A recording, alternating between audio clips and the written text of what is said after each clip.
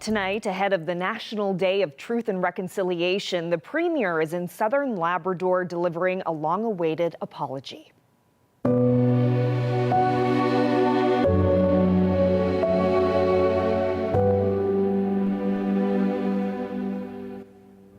Good evening and welcome to a special 30-minute edition of Here and Now. We begin with a history-making moment in Labrador today. The province has begun to make good on a long-standing promise to apologize to residential school survivors. Premier Andrew Furey delivered the statement to members of Nunatuavut in Cartwright. That's where Here and Now's Mark Quinn is tonight. People in Cartwright are thinking about truth and reconciliation a lot right now. This morning, students at Henry Gordon Academy marched from Town Hall to a rock painted orange to mark the day and remember residential school survivors. We do this every year on this day to commemorate and remember those who were lost truth in the residential schools, and we just like to take part in this in our community, and we always invite the community in. This ahead of a historic appearance by Premier Andrew Furey, also focused on the legacy of residential schools. Thank you for giving me the opportunity to come to Cartwright today to say that I am sorry on behalf of all of Newfoundland and Labrador. Nakamik.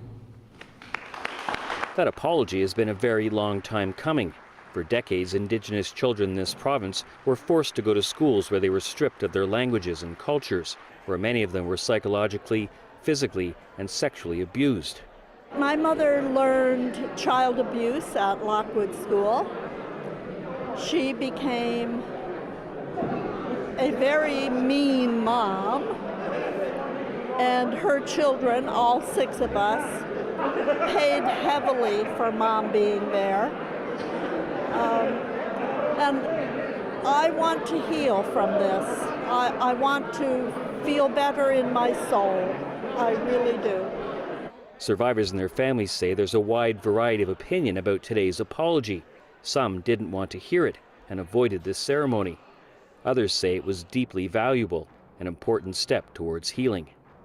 I look at my life and I say my greatest accomplishment in this life is not my university degrees, but rather that I broke the cycle of child abuse, because my children never knew it. And that is my greatest accomplishment in this life. Today's apology was promised by former Premier Dwight Ball in 2017. He was expected to make one apology to all residential school survivors. Provincial officials explained the delay by saying it's been difficult to organize a ceremony that includes everyone. And to those here today who are a witness to this, in this room, or maybe you're watching and listening live, I recognize that each is in their own place and on their own journey. But let me say this today. You have been heard. Today's apology was given to the people of Nunatuavut. The provincial government says it will continue to work with other Indigenous groups on their respective apologies. Mark Quinn, CBC News, Cartwright, Labrador. Well, CBC News has new details on a fatal police shooting that happened nearly 4 months ago. 38-year-old Omar Mohammed died after being shot by an RNC officer at an income support office in St. John's. The Serious Incident Response Team is investigating, and new court filings lay out what investigators believe happened. Ariana Calland reports, but first a warning, some of the details may be difficult to hear. In a sworn affidavit, investigator Bill Miller describes what happened on June 12th. He says police arrived at the income support building on Elizabeth Avenue believing a wanted man was in the building. The RNC had issued an arrest warrant for Omar Mohammed weeks before. Miller says when a constable and cadet went to arrest Mohammed, he took out a hammer from his bag and threw it at them, hitting the constable in the arm. The officer used his taser, but it didn't penetrate Mohammed's clothing. Then, he says, Mohammed reached for a knife in his waistband. The constable shot him once, and Mohammed died in hospital. CERT is investigating and has asked to hold on to evidence it seized, like the pistol, ammunition, and parts of the taser. Friends of Mohammed say he was a child soldier in Sudan and came to Canada in search of a better life. But he struggled with his mental health and was looking for a place to live when he died. He had a criminal record, including assaulting a police officer, and had pulled a knife on a police officer before. Ariana Kelland, CBC News, St. John's. An update now on a housing story we brought you yesterday. The province has spent millions housing people in hotels and other private accommodations, while dozens of Newfoundland and Labrador housing units sit vacant. The housing minister responded this afternoon and defended his department's work to fix up vacant homes. Newfoundland and Labrador Housing spends a large amount of money each year to get their houses upgraded, renovated. And we're making great strides there, and the funding that's provided allows these homes to be brought up to standard. Our new bills will mostly now look at 1 and 2 bedroom units and then that'll be able to hopefully put larger families into these other units. Well, police have charged a 15-year-old with attempted murder and arson after a house fire in Goulds.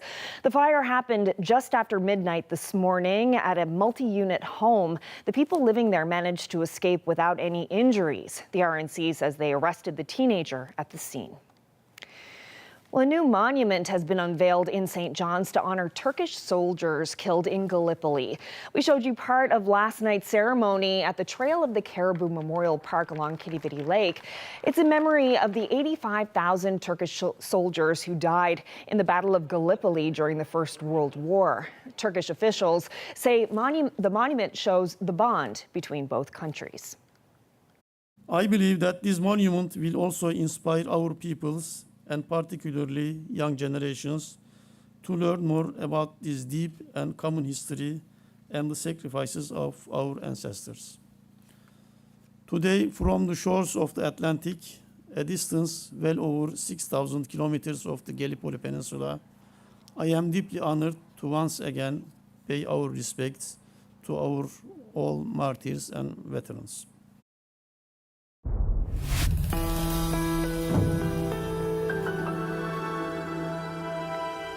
On the eve of the National Day for Truth and Reconciliation, many communities in this province gathered to talk, heal, and remember.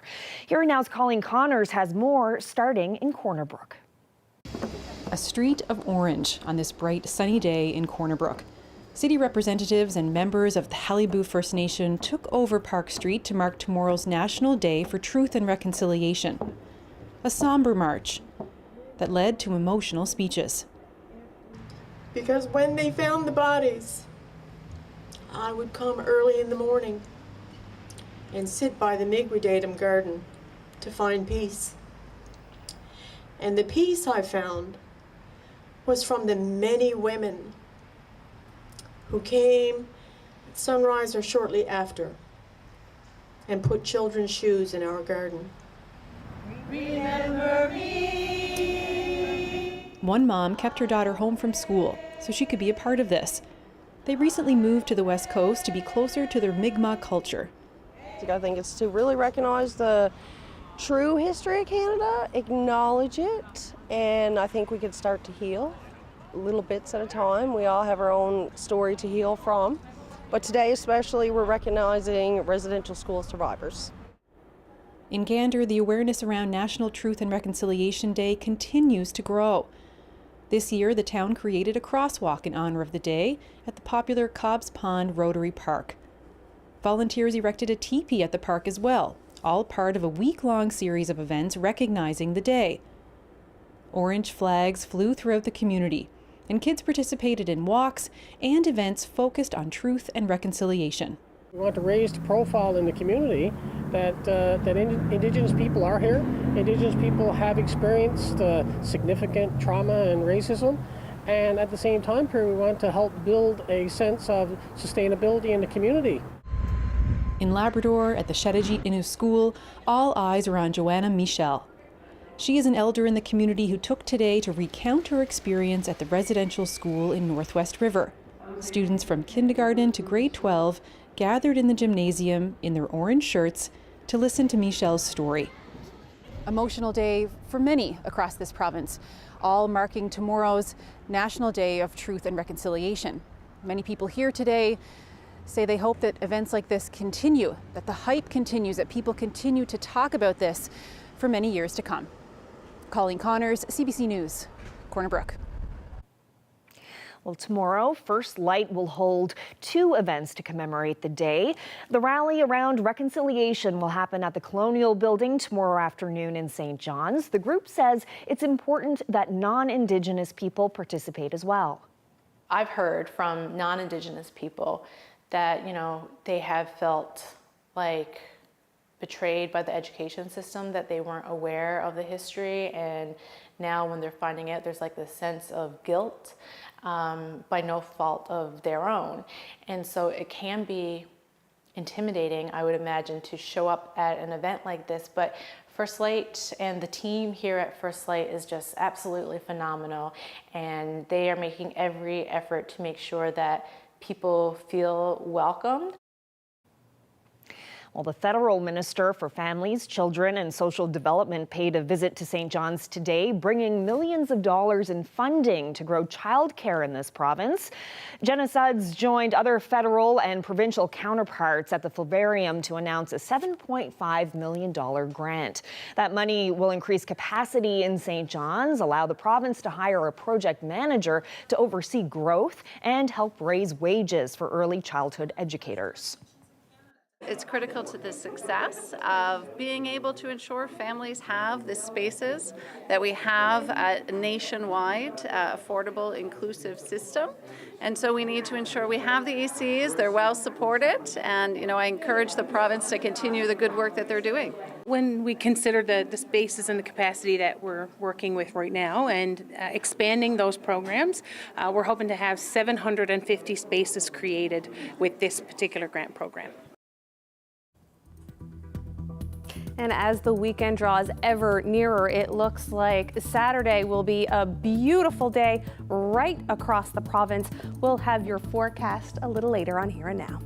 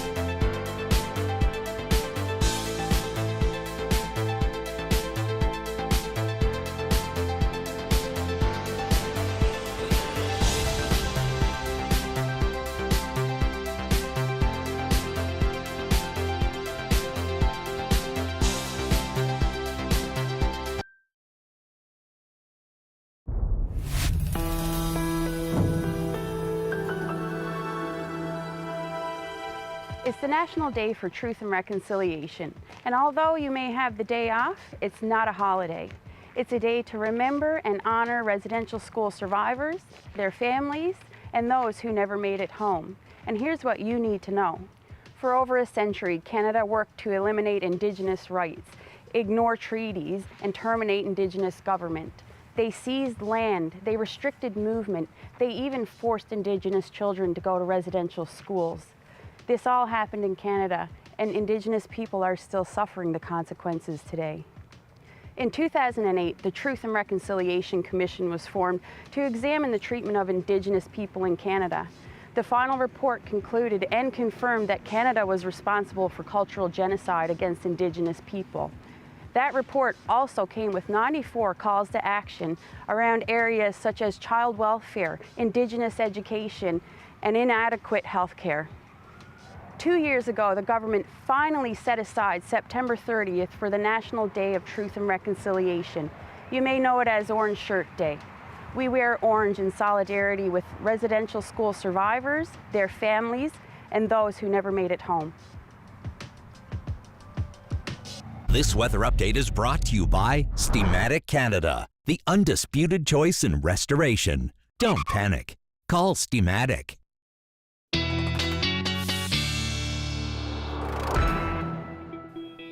Good evening, Heather Gillis filling in for Ashley. We've got one new temperature record to tell you about. It was set in Port aux Basques yesterday. New temperature record, 19.9 degrees, smashing the old one by almost 2 degrees. The old one, 18 degrees, set back in 2017. Taking a look at today's highs now in the mid to upper teens for most parts of the island, into the 20s through central and parts of the west coast. Cooling off, though, in coastal Labrador, but still in the mid to upper 20s for the rest of Labrador. Weather on the way. Let's talk about that now. So we've got a frost risk tonight.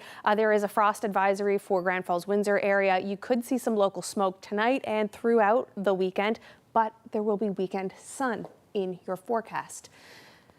Taking a look at some of that smoke now, you can see the fires here from Western Canada and some in Ontario and Quebec here, and a big plume of smoke throughout Atlantic Canada. That's going to continue to move our way, so you could see some smoke in your forecast, some haze, some really orange sun and sunsets in your future. Let's take a look at that warning for your frost advisory affecting just the Grand Falls, Windsor area right now. And what we could see with that is your temperatures down to about 1 degree in the overnight. So if you have any plants outside or crops, cover them or take them in if you can, because the frost could damage those. Taking a look at our future tracker now, what we're going to see as we head towards midnight and the overnight here is some cloud clearing out here through Labrador, and on the island in the overnight we will see some cloud form up over the island, and you could see some fog patches depending on where you are throughout the province. Taking a closer look at our overnight temperatures now, in the single digits right across the province. In the east here for St. John's, Avalon, it could be a bit of a gusty night with winds from the west, 20 to 40 kilometers per hour.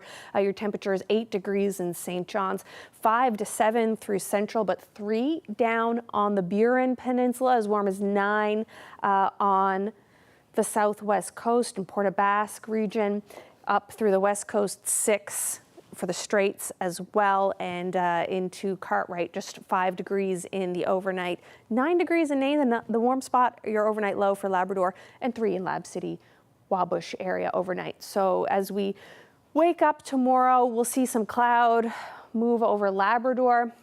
And a lot of the cloud that we were talking about forming over the island in the overnight, well, a lot of that will start to dissipate. So will any fog patches that you see throughout the day as we head through Saturday. And we'll see some more cloud coming back down over Labrador and across the northern peninsula as we move into Sunday. Taking a closer look at tomorrow now, it looks like it's going to be an absolutely beautiful Saturday right across the province. Mainly sunny, mix of sun and cloud for most parts of the island. 19 degrees for the Avalon Peninsula, 20 in Bonavista, 19 in Marystown there as well. As we move on into central, it will be beautiful for central areas of the province. 14 though in Twillingate, much cooler along the coast. Nice warm temperatures continuing right across the west coast, even 18 down here on the south coast. As we head up to the northern peninsula, things cooling off a little bit in Port au Choix and in the Straits, but for most of Labrador, it looks like 20 degrees, 19, 20 degrees right across the Big Land. Mainly sunny for you folks as well. So looking like an absolutely beautiful Saturday. Nice fall day if you need to get outside and do any cleanup around your home or your lawns and gardens. It looks like an absolutely lovely day to do it. We'll have a closer look at your long-term forecast and your weather photo just a little later in our show. Thanks so much, Heather. Great news for sure. Well, she's worked as a lawyer, an assistant deputy minister, and now she's also a senator. Judy White is among the newest members of the Red Chamber. A Mi'kmaq woman and member of the Flat Bay Band, she was sworn in earlier this month. Here's part of her conversation with the CBC's Amanda Gear. You're a lawyer, you've worked through your career for equity and human rights. Can you tell me a bit about your path on how you got to here? Have you always wanted to be a lawyer and a senator? I've always wanted a senator. No, I can honestly say I've never thought in a million years that I would be a senator, or had I any desire to be a senator. For a lawyer, I think that came very early in life. Once I left my small community of Flat Bay, where growing up, I thought everybody was Mi'kmaq because we just lived the Mi'kmaq way. We didn't stand up and say, I'm doing Mi'kmaq things today. We just lived as community. And once I got out in the world outside of the community and I saw how different things were and how different we were treated, I knew then at that juncture, and that was probably grade 8, grade 9, that we need to affect change. So it was about that time that I was like, okay, I need to be a lawyer. I need to have the tools that has brought us to this point, but to use them from an Indigenous perspective. As you move through these worlds, whether it's at a law office, working with the provincial government, or at the Senate, how do you find allies? That's an interesting question. I have always been privileged in that I did find them, whether through hook or crook, and I say that respectively in the sense that, I stumble upon people sometimes and they're like, oh my God, I wouldn't have been able to do that, and then we just forge a friendship. But I have to say that, although I've experienced lots of racism, I've certainly experienced lots of misunderstandings and certainly more ignorance in our province than anywhere else as it relates to Indigenous people and Indigenous issues. I have always been fortunate in that there's always a good relative out there. I say good relative because that's a concept we have in our community. At the heart of being a good relative is you respect and understand, or try to understand in a lot of cases. So I was always fortunate in that I was a good relative, and I always found a good relative. So there are a lot of good people out there. There's a lot of people that are misinformed, certainly, and there's a lot of people that don't know. If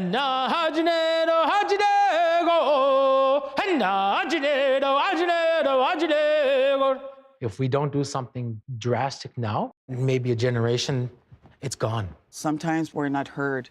Here we are, still surviving today. That's an amazing accomplishment.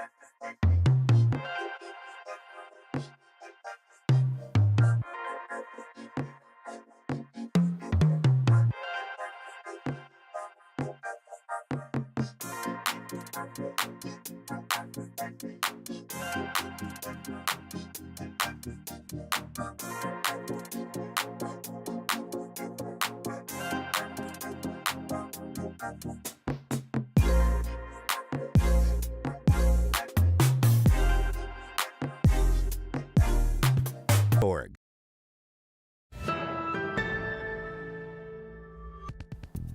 Well, Heather, you're going to get into the long-range forecast, but the weekend, my goodness, it just looks so fantastic for everyone. Tomorrow looks really nice, but we could see a chance of showers like a little bit later on. But, you know, the weather has been really quiet, really sunny, really nice fall over the last week or so. So we certainly can't complain about that. But let's take a look at what's in store over the next 5 days. For the eastern part of the province, look at this. Pretty well sun across the board, temps in the teens, maybe even reaching 20 on Sunday, but a chance of showers midweek next week. As we move on to central and western portions of our province, looking pretty similar for central Newfoundland, 40% chance of showers on Wednesday, but Saturday, Sunday, Monday, Tuesday, looking like you'll have sun and some cloud. Beautiful 5 days ahead in western Newfoundland. Look at all of those bright yellow sun icons with a little bit of sun and cloud there as well. 20, 21 degrees through Saturday, Sunday for you folks. On up to the Big Land now, a little bit more precipitation in your future on Sunday and Tuesday for Eastern Labrador, and throwing in Wednesday on top of it for Lab West. Now take a look at our beautiful sunrise. Oh, nice. Nope, sunset. Oh, sunset. Sorry. Sunset. Sorry, I thought this was a sunrise, but it's a sunset. Beautiful, nevertheless. From Mary Crotty. If you've got a picture to send us, you know how. It's right there on your screen. nlphotos@cbc.ca. Beautiful. And as I mentioned earlier, tonight's show is just 30 minutes long, and that's in honor of the National Day for Truth and Reconciliation, which is tomorrow. And in the next half hour, we'll be bringing you a special feature. That's right. It's called Songs of Unamagi, and it just won the best short documentary at the Atlantic International Film Festival. Yes, it's about the Mi'kmaq of Cape Breton, so stay tuned for that. And apologies to anyone waiting for their birthday or anniversary greetings. We will bring you those on Monday. So have a wonderful weekend. Good night.